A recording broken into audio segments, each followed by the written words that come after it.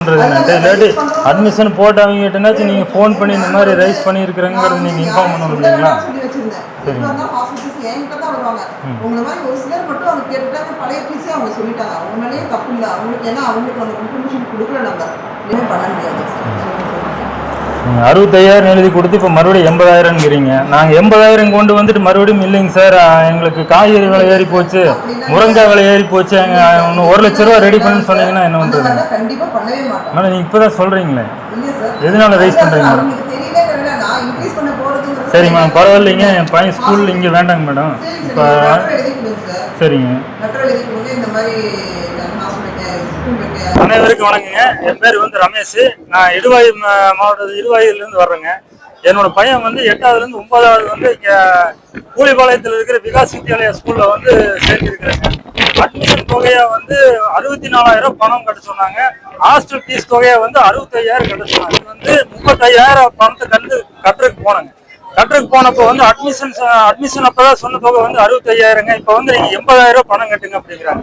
Sir திடீர்னு 5,000 என்ன என்கிட்ட எந்த அறிவிப்புமே இல்லாம நீங்க 5,000 அதிகம் வந்து 80,000 கேட்டீங்கன்னா எப்படி சார் கட்ட முடியும் அப்படின்னதுக்கு இங்க வந்து அப்படித்தான் நிறைய பேரண்ட்ஸ் நாங்க பார்த்து இந்த மாதிரி பேரண்ட்ஸ் நான் யாரும் பார்த்தது இல்லை, நீங்க என்ன கேள்வி கேட்கறீங்க அப்படிங்கிறாங்க. சார் உங்களுடைய தாளாளர் யாரு, சேர்மன் யாரு, நான் பார்த்து பேசுறேன், இல்லாட்டி போன் நம்பரை கொடுங்க அப்படின்னதுக்கு அப்படியெல்லாம் யாரையும் கொடுக்க முடியாது அப்படின்றாங்க.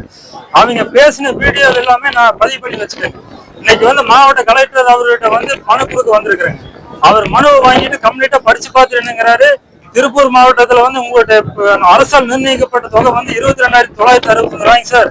இப்ப 65,000 கட்ட சொல்றாங்க, ஹாஸ்டல் ஃபீஸ் 65,000 கட்ட சொல்றாங்க அப்படின்னு வந்து எல்லா திருப்பூர்ல வந்து நீங்க எல்லாம் 2 லட்சம் ரூபாய் கேட்கறாங்க, உங்களுக்கு 65,000 பரவாயில்லையே சார். 65,000 பரவாயில்லைன்னு நான் கட்டுறதுக்கு போனேங்க. 35,000 கட்டுறதுக்கு பாதி தொகையான 35,000 கட்டுறதுக்கு போனப்ப வந்து 80,000 கட்டுன்னு சொல்றாங்க சார். இதுக்கு என்னங்க சார் நடவடிக்கை அப்படின்னதுக்கு, இது சம்பந்தமா நாங்க எதுவும் பண்ண முடியாது, நாங்க சிஓக்கு பாஸ் பண்றேன்னு சொல்லிட்டு ஒரே வாரத்தில் சிஓக்கு பாஸ் பண்ணிட்டாங்க.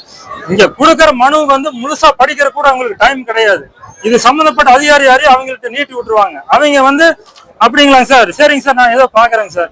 பையனுடைய படிப்பு இப்ப 5 நாளா போச்சுங்க. நாங்க எத்தனை வகை மனு தூக்கிட்டு அலையிறதுங்க.